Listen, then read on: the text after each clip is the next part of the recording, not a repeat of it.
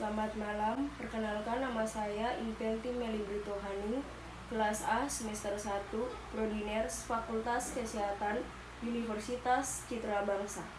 NIM 221111017. Baik, di sini saya akan menjelaskan PowerPoint yang berkaitan dengan mata kuliah Falsafah Paradigma dan Keperawatan.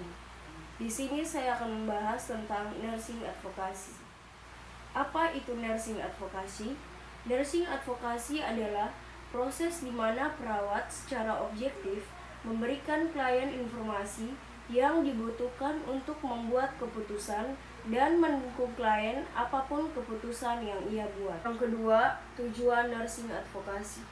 Pertama, melindungi hak klien sebagai manusia dan secara hukum. Yang kedua, membantu klien dalam menyatakan hak-haknya bila dibutuhkan. Yang ketiga, memberikan bantuan mengandung dua peran, yaitu peran aksi dan non-aksi. Tiga, peran perawat sebagai advokasi. Bagian umum mempunyai tanggung jawab dalam memberikan aspek, meningkatkan ilmu pengetahuan, dan meningkatkan diri sebagai profesi.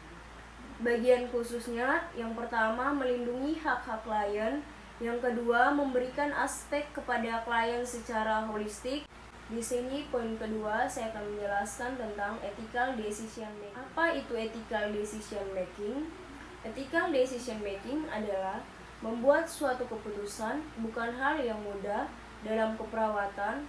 Untuk membuat suatu keputusan yang etis tentunya tidak terlepas dari etika keperawatan itu sendiri. Pengertian etika secara umum merupakan kata yang berasal dari Yunani, yaitu ethos, yang berarti kebiasaan atau model perilaku atau standar yang diharapkan dan kriteria tertentu untuk suatu tindak perawatan atau nursing ethics. Merupakan bentuk ekspresi bagaimana perawat seharusnya mengatur diri sendiri dan etika keperawatan sendiri diatur dalam kode etika keperawatan. Yang pertama, otonomi. Yang kedua, beneficence. Yang ketiga, non-malfeasance. Yang keempat, justice atau kejujuran. Yang kelima, veracity.